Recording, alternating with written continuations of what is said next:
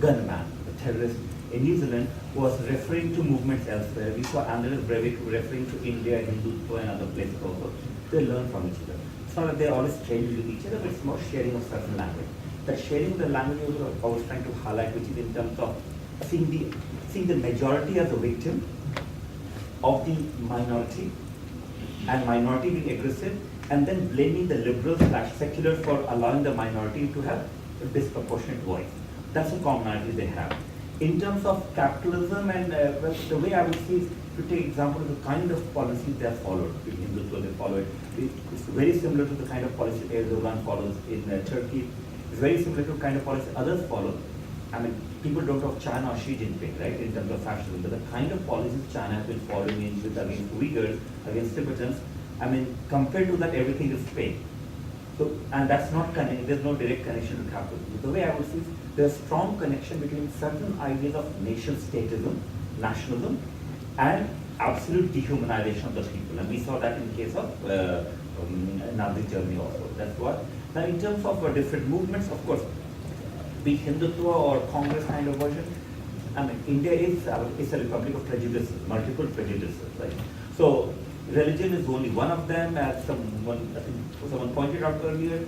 I mean, if anything, Hindutva is a rather secular movement because they want to transform Hinduism itself. That's so. But that has been the case with most fascist movements. They selectively use and scavenge upon certain identities that help them and give up on them. Right? So if religion helps, they use it. That's what has been happening. Now, of course, when you take example of the ways in which the war has been going against the people in central India, around this, by maybe there was Naxal, the biggest internal security threat, the war against Dalits, and then war against Kashmir, war against people in the northeast, so-called northeast of India. There are certain similarities. The similarities in all these cases, the Indian state, we talk about Indian state, is acting like a colonial state. They are more British than the British in several ways. The British, for instance, did not have that same level of capacity then, but which Indian state has now, right? So post-war state is largely a continuative colonial state. So in my own book, I look at the continuative and discontinuity. That's common. The difference would be, for instance, Dalits, when they are struggling against India, in general, they are asking for rights within India, an end of dehumanizing practices. And when we take example of the struggles of the Kashmir, it's very clear that it's about right to self-determination. So we cannot, therefore, we should see the similarities, we also see the difference.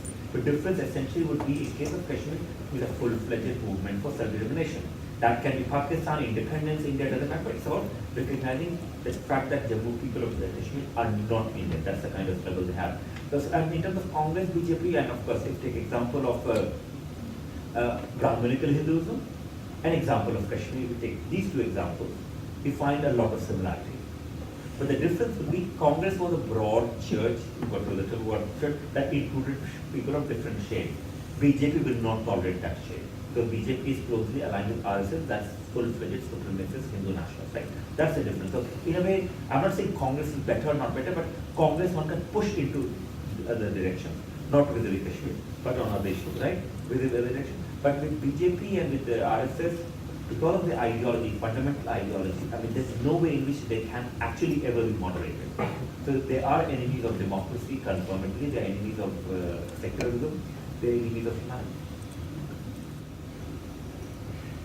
Well, I think such a broad set of questions. Let me face some of the dissimilarities. I don't think any Congress coalition government, it's hard to imagine a government that would brought in demonetization. You know, it was such an insane and deeply cruel policy. And that's why they had to talk this language of sacrifice, because it actually affected their core constituency as much as anything else, you know, urban traders and urban middle class people, as well as, of course, rural people and daily wage laborers and so on. So that's one difference. It was, again, under a UPA government with alliances with the left, and pushing from the left, that they brought in the MNREGA scheme, which by and large seems to have been, has provided some level of some kind of safety net. And in fact went against the sort of general neoliberal push for removing all safety nets. It actually introduced the idea that such a thing could happen. I think both of them have looked at, privatizing healthcare and other things like that. There are a whole list of things going on that we're barely aware of. I don't know what a Congress government would have done with the Aadhaar card. Quite possibly they would have brought in something like that. And again, it was, very much pushed as a way of delivering benefits directly. So I think there's something that we haven't quite got on top of. I'm trying to get academics I know to, sort of give me some gyan on this, because I certainly don't understand it. But you see, I don't think you could fit Modi or Erdogan or anything into a neoliberal frame as easily as we perhaps could do. Because what they are dependent on is this mass framing of religious delivered welfare and surveillance, at the same time as withdrawing the state from certain areas and talking about a minimal state. It's actually a massive state, including in certain areas of welfare, and creating constituencies to that. So I don't think I got to the bottom of that, but I think we need to, you guys need to, you need to think about it and analyze it and so on. I want to say something about transnational networks, because I work on religious fundamentalism. That's a lens, through which I see Hindutva. And of course, looking at the Kashmiri struggle, yes, it is for some people a struggle for national self-determination. It is for others, and particularly from Britain, have been recruiting for it as one of the oldest jihadi movements in the world, where the universities were places of recruitment at a time when they were not, when joining those movements was not considered particularly oppositional to British interests, and there was absolutely no interest in controlling any of that. And thinking of Masood Azhar being in the news these days, I'm recalling a pamphlet, a book published by an Islamist bookshop in this country, which is called The Army of Medina. If memory serves, it was written by somebody whose pen name was something like Isa al-Hind, Jesus of India. He was actually what he would have called himself a revert, a convert to Islam. He was from a Gujarati Hindu background, Hiren Garot.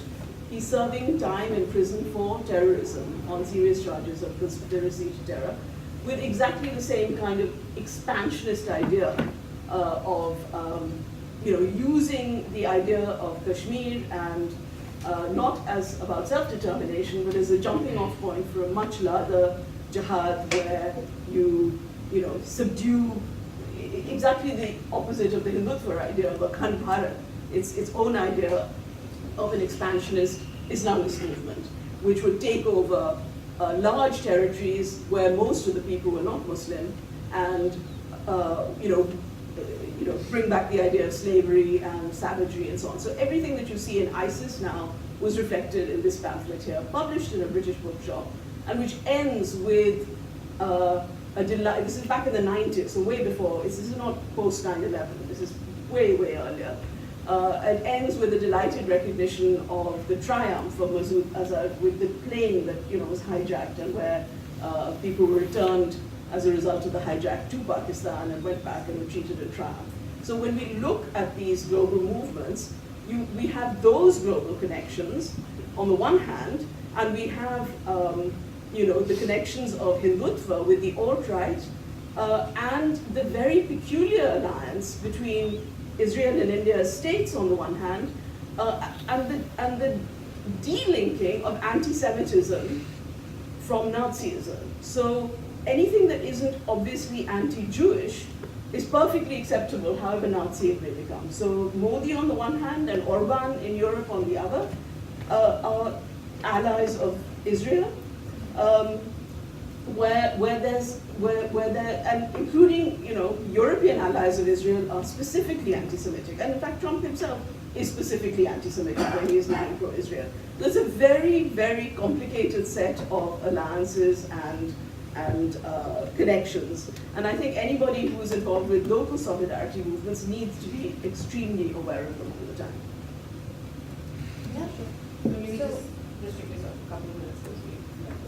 Okay, but there are things that we want to say. So I think that part of what I see some of these comments that and our discussion reflecting is this dilemma of the divide that we have, which is artificial, between economy and identity, between issues that are seen as economic and issues that are seen as identitarian. And certainly in one part of my life that has been a long-standing concern, and I addressed that in my first book, and more recently since 2015, this issue of the neoliberal, to what extent are these people neoliberal? And the way I understand it, and hopefully we'll be saying and speaking ever more about it, is that I see them as being post-colonial neoliberal nationalists, which is a peculiar kind of combination of neoliberalism and nationalism, which is not, which does not have an a priori. It's the way in which the idea of the nation and the idea of the economy are fused into their rhetoric of power.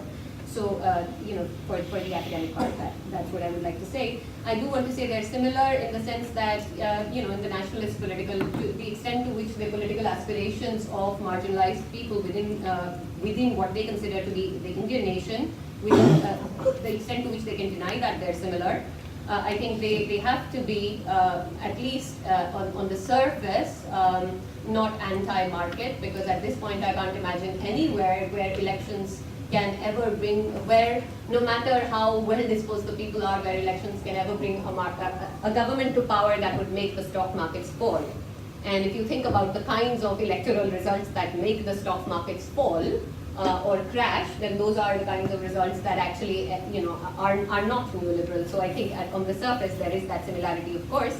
I think the dissimilarities, there is a specific question, is that of course the way in which for the Hindutva reincarnation, the Modi-led BJP reincarnation of Hinduism, it's not about rights-based, there's no kind of civic rights-based idea of an individual. It is about the individual does not have their rights directly as a citizen of the nation or whatever. It depends on the benevolence of the people that are around them. I think that they are much more inconsistent as opposed to Congress on issues of economy, and we've seen that on various occasions. I think it's very significant difference that they have the structure of the RSS, which is organized, and unlike anything else, anywhere else in the world, a nationwide, very organized structure that is part of pretty much every single profession in the country. I think that kind of backbone, as it were, is specific. I think they're also special in how, and different in how, instead of talking about the public, they talk about the idea of the people, which in itself is emotive and different, because it's not about public services, it's about what the people want. And in the way, and that allows then also a kind of alchemy that makes political issues seem existential in their rhetoric. So people are not, it's not because this is a political struggle, it's because of who they are. They are just these people, that's existentially their nature. And I think their possibility, as someone pointed out, their possibility of carrying out radical moves and actions is much greater than the Congress because of the kind of loyal support that they have. So in those contexts, I think they're different. One key thing I do want to lastly point out, that for them it is very important to be, in a way that Congress doesn't have the same kind of dilemma, that they promise to people will be Western without being Westernized, which is to say that the idea of the West acts in a particular way both as an attractor and as a repulsor for this kind of extremist regime as in elsewhere, so that they will have all the things. So your street will, they promise, look like Oxford Street, but then you will not have women do these things that Western immoral degraded women do. So they promise a kind of modernity which is about being Western without being Westernized, and that is quite different. I finally want to say that, and there's that whole question of this, the way in which this engenders the politics of the absurd. Can't go into it here, but in other work have. I do want to say that I think when I said the way in which this hate, these networks of hate are global, of course that includes all kinds of hate.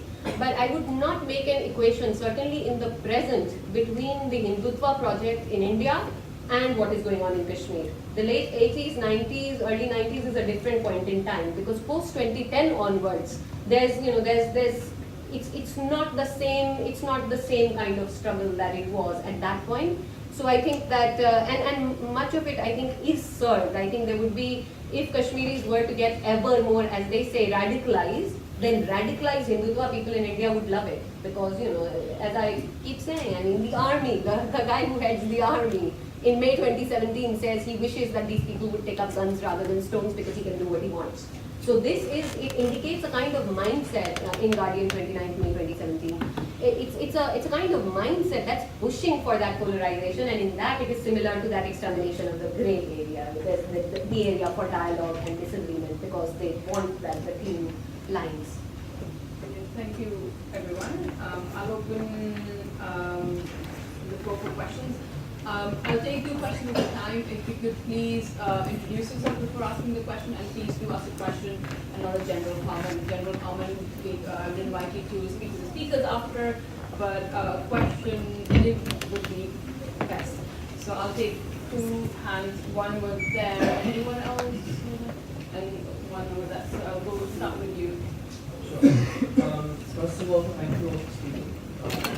Very informative. My name is Dhruv Narayanan. I am an economics student first year. My question is really about how we move forward. So essentially, moving forward, it's fair to say that the Congress Party is probably the best, is seen to be the best defender of the secular ideals that we strive for in this country. But it's also fair to say that the Congress has failed significantly in terms of defending these secular ideals, and particularly in the case of minority communities, particularly in Kashmir, particularly in the way that it has systematically undermined democratic institutions, particularly in the case of the elections of 1957 in Kashmir. So what does the Congress need to do to change? How can the Congress reform itself to embody the kind of secularism that India wishes to see? Great. One more question over there. Hi, my name is Daniel. I study law at King's College London, just across the road. And my question is actually very similar about the Congress and the larger opposition of India in the Indian polity, and how willingly or unwillingly we might sometimes actually absolve them of their due share in actually in a sustained fashion saffronizing India. Because I mean, all of us here would agree that one of the agendas of a saffronized government, of a fascist government, or of an anti-minority government, is to economically and socially constantly push the minorities to the wall. And if one party has beautifully excelled at doing this for most of India's history, it is the Congress Party. And therefore, if we absolve Congress Party of its responsibility of saffronizing India, that's very unfair. I mean, we have the Justice Sachal Committee report, we have Justice Ranganathan report, we have the NSO samples, which will tell you that if there is one community in the cross-section of communities in India that is economically the worst off, it is the Muslims of India, who are even worse off than the Dalits. And for most part, the responsibility of that directly lies with the Congress. And even apart from that, because most of us tend to be attracted by spectacle events and not these broad-based events. Even spectacle events like riots, Congress has orchestrated many of them against the Muslims, has abetted them, has supported them, and in other cases where BJP or these fringe elements have orchestrated these riots, Congress has not held these people responsible. That is saffronization for me. And now, why it is actually important to analyze the role of Congress in this is basically 2 things, and I think they're very vital. One, how the Congress actually created grounds for the proper out-and-out fascists like BJP, BHP, and RSS to come into the game and take center stage. And 2, what happens in the future? Because, I mean, if our definition of desaffronization is that the BJP has to lose the election, that's a very, very shitty definition of desaffronization to have in the first place. Because, I mean, the institutions are corrupted. Rahul Gandhi's genem is becoming more and more visible. His pika is going from here to here. Now he visits 3 temples in a constituency when he goes to campaign.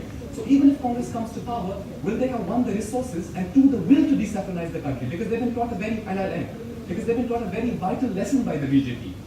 That, why are you appeasing to the Muslims by doing that tokenist appeasement as well? Even shun that and go out and play an out-and-out game of anti-minority politics and appease to just the Hindus. So they've been taught that lesson, and it works. They've seen how that works for the BJP. So will they have the will to, even do that token minority appeasement that they used to do to the Muslims to make an electoral football out of them and then push them economically to the wall? Great. I would like you to respond to that. Yeah. So I want to say that, I don't know, I just thought of Weimar Republic. I just thought of Weimar Republic and the way in which that made, and Hitler and the aftermath. Just because there have been murders, does that, to say that more murders or more carefully, more efficiently, better orchestrated murders should not happen is not to absolve the responsibility of the previous murders, right? So I think that at this point, before these elections, because we're not just spectators, the dynamics are not just endogenous. I think it matters how we are all, it's the Heisenberg thing, right? We are all part of that story and what will come out of it. And I think that at this point, that this kind of purist politics of accelerationism that says, well, they're all just as bad. To me, it's the same thing of, well, if Trump is one, let's focus on what Trump is doing rather than saying Hillary would have been just as bad. Because Hillary didn't win, at this point, Trump won. So the important thing is to see the violence of what Trump is bringing about. And while everything might not change, while nobody's saying Congress is the answer to everything, but the scale, the way in which everything is just being scaled up, and the way in which the ability to respond to it is becoming constantly ever diminished, is going to get a lot worse if this particular regime comes to power, because they will end up seeing this as a validation of their entire project. So it really, personally, really worries me that at this point for these elections, of course that's not desaffranization, but it's what we need to, it's not going to happen. Their success didn't come about in a day. It was at least from the 80s onwards, at least active effort. So it comes probably that kind of thing, as I read it, comes from a place of cynicism, pessimism, and deep pain and suffering and knowledge of that. But I do think that unless we build a better voice, for which we will not have, I wish that there would be this one amazing revolution and everything would change. But if not, where we are is where we are. And to go forward, I just feel like we need to, right now, the desaffranization may not happen with them losing the elections, but I think these elections are crucial for not validating the last 5 years, personally. Yes. You can focus on what Dhruv actually asked. Yeah. In terms of what practical things, you're right. I mean, broadly, I think we all agree that it's not BJP or Modi did not come out of vacuum. There's a continuity, and in Kashmir, the different issues Congress has been as problematic in 1990s. The left, the center right, everyone agree broadly on Kashmir. And this is why it's not surprising that through JLU they raise the Kashmir issue, because they know that Congress and left would be on defensive. They know that Kashmir works for them, and this is why before election they orchestrate certain things, and they are there. In terms of what kind of, even I agree with Natasha, I remember when George W. Bush was there, people said, oh, it can't get worse. Well, then you had Sarah Palin, oh, it can't get worse. You have Trump, who knows what will get worse, right? Now, in case of Modi, Adityanath, there's always shade of it. And sometimes it comes from comfort of certain ideas that everyone is equally bad, right? Okay, in my own experience, I'll give my experience of giving lectures in, let's say, in India. Before 2014, within good university, or top university, every university, I could talk of Kashmir, I could talk of possible solution to the breakup of the country, right? And that's illegal to say breakup of the country. I would talk of breakup of the country as a possible solution, decolonization, and people would listen, clap, not clap, but I never felt threatened. Since 2014, the platform starts disappearing, and now, of course, I know what would happen if I still speak of it, but people have to be careful. So there's something shift that is taking place, I would say. I'm not talking about all, but at least even less privileged persons like me, things are shifting there. But there's a shift there. And I'm saying, look, at this point, now my point is not that it would desaffranize, that BJP loses and it's going to define. Because the biggest challenge would be, of course, what if Congress, whoever comes to power, then starts behaving like BJP? Because the common sense of Indian public has shifted towards right. And this is why I think events like this and whatever struggles we have to keep fighting to make it more into somewhere else. I'm not saying left, but but more in progressive direction. It's a constant battle. The thing is, with Congress and others, the battle is still possible. With BJP, in entrenched power, this battle is not possible. That's why I think we need non-BJP, whatever that means. Ideally, BSP, someone else, but not BJP. It opens a civil space. I think you put it brilliantly, but it opens a civil space. It's not that it desaffranizes at all. But that is a struggle for social movements. I think that's the point that the two interjectors were saying, that it's only for a certain section of the population. It's important to recognize that. That's definitely there are differences. And I know we kind of touched upon those similarities in this discussion. Further questions? I'm gonna let the lady over here and also the lady over here. So I'm gonna take two women and then we will. Yeah, go ahead, please. Could you please introduce yourself, sir? I'm Mukulika Banerjee, art teacher at LSE. why are we having this discussion now? I think it's quite good to focus our minds. This has been a conversation that's been building up over the year. We have 3 weeks from the first day of voting on the 10th of April. We can have a discussion. Are we here to think about ways in which we're going to affect this election? We absolutely must have an academic understanding of what is going on.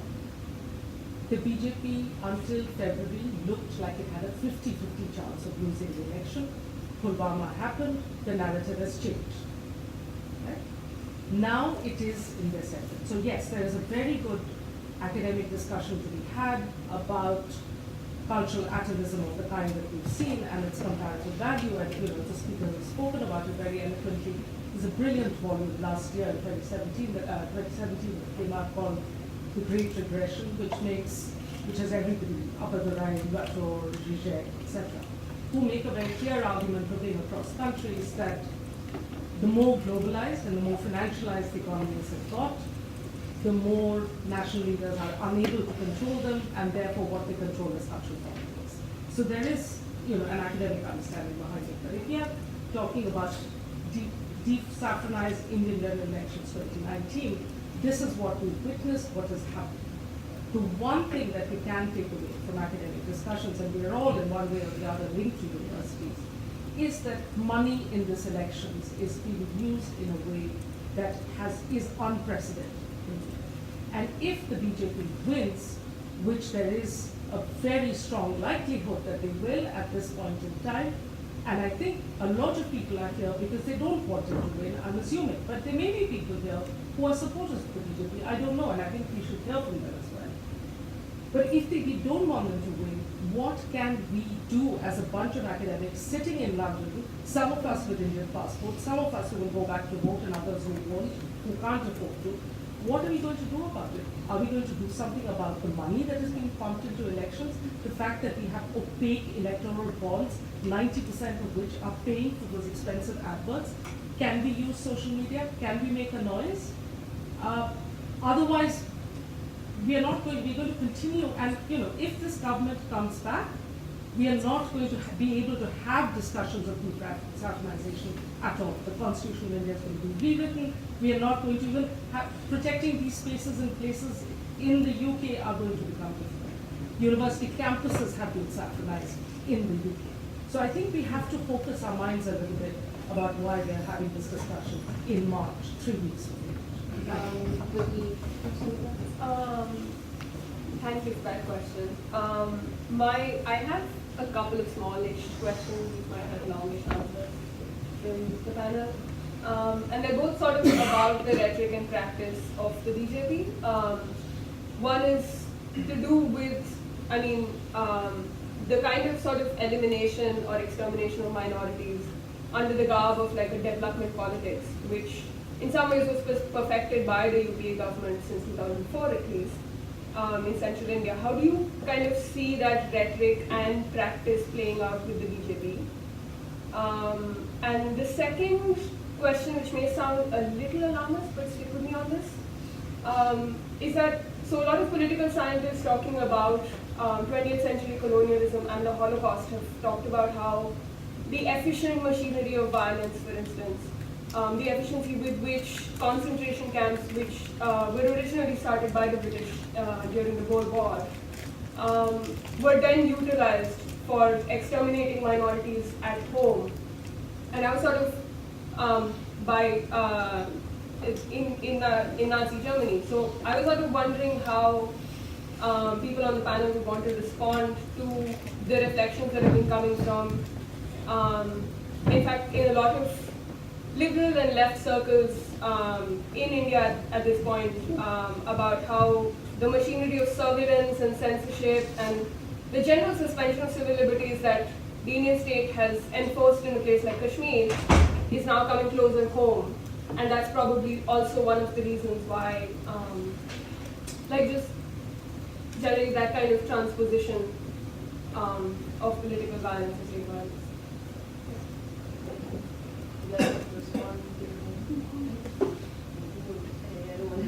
As hard as the issue,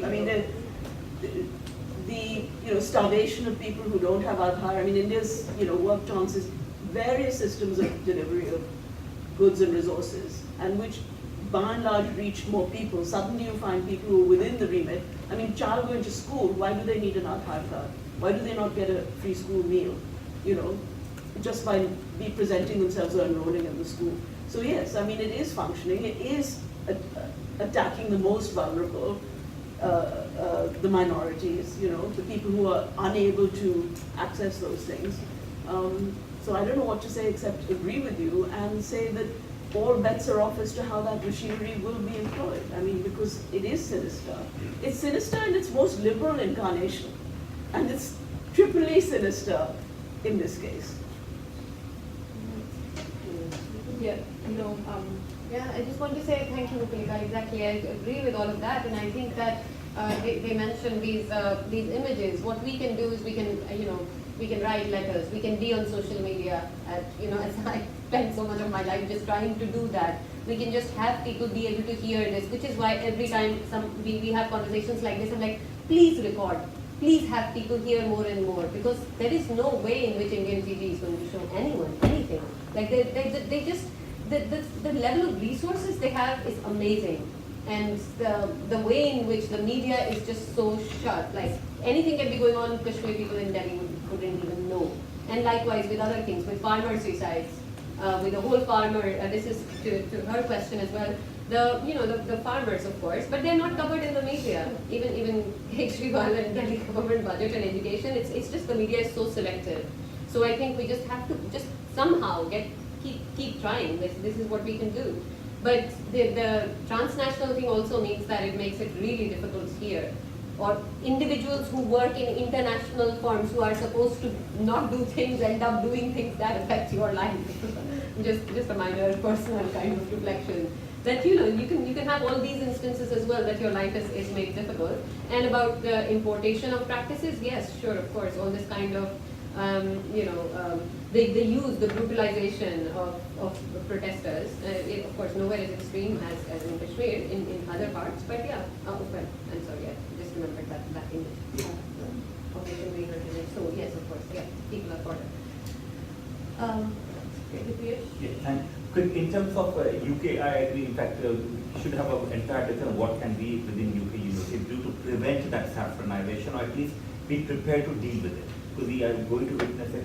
I remember on 10th of March, there was this bike rally of Namo Namo again and UK for Modi. I mean, the kind of goon and thugs, I mean, anywhere I wanted to share the middle finger, but when I was part of Tibet protest, I didn't want to create trouble there. But I mean, there were guys, and it's for mostly guys, I say, guys going in bike and being very loud and aggressive. And a lot of people, who are they? Now, of course, they have money, they have confidence, that's what one, they have money and confidence both. So within the UK, of course, we have to be aware that these things will take place. We have to be prepared for it and be willing to sort of challenge it. In terms of the violence part, right? I mean, of course, one could say there's a Kashmirization of India that's going on, but that also offers a possibility of hope. Hope, I would say. So, for instance, let's say a number of within the urban naxals, the ways in which activists of all kinds, be it in Ranchi, Pune, Bombay, they've been put into prison, and then, well, we're still hoping the reality is they'll not be put into prison, most of them, most of them, but they'll have court cases against them all the time, which means they can't travel outside, they'll have restrictions, and if they can target 5 to 10 top activists, this means hundreds of others will be very careful in what they do, right? So they're doing it. So one option, of course, would be maybe this kind of gross practices that Kashmiris have been facing, of course, since forever. If Indians are experiencing, the progressive Indians, the left Indians, or the center Indians, right, maybe they will realize what's happening in Kashmir. So the possibility of hope is then they will have solidarity with what's happening in Kashmir, and then actually work towards genuine democratization within India, and also Azadi for Kashmir. They may work together. Who knows? I mean, one can end on that focus. Okay. I would also like to hear some comments on what Rupalika just said about what we can do as like the diaspora here in the UK. So I'm going to take actually 3 points over here, but like please try to keep it a bit short as we have only about 5 to 6 minutes left. So Ram over here, and then I'm like the 2 ladies behind me, so 3 of you. Ram. Yeah, I just want to say that social media kind of efforts, there's a certain kind of limit over there, right? I mean, on one hand, in India, the social media companies are under fire on various levels, not least because they are threatening the geo business model, right? Because all the surplus value is going out. Indians are doing the labor. So Mukesh Ambani actually made a speech saying that this is all data colonization. So he wants the geo network so that, you know, a greater level of, so I think from London actually there's far greater freedom to say something than you would be able to say it in India. And I think the platform should be old school print, you know, Guardian or these kind of well-known newspapers. The BJP is very kind of vulnerable on that, embarrassed, they get embarrassed. The other thing is I think there are some kind of pressure points which they react immediately. So anything which attacks them on OBC or that they're not doing enough to attract the Dalits, because these are valuable vote bases. So those are really important points of mobilization from here. Those are my 2 things. Yeah. You can introduce yourself. Yeah, thank you. I'm Shane. I'm studying here for anthropology. So I don't know Indian enough, so please forgive me if my question is too easy. So my question is like the Hindu nationalism that is promoted by BJP, what we were talking about, like what is the audience of the Hindu nationalism in terms of, like say, caste, class, regional, or religion, or secular? Like what is the general picture of the audience of the people mobilized, or they tend to mobilize? Mine is more of like a theoretical perspective, and I was thinking about how everybody spoke about how violence has become central to politics, and I feel like that sort of points to a larger issue of how there's a very masculine perception of power, on which the nation state itself relies on.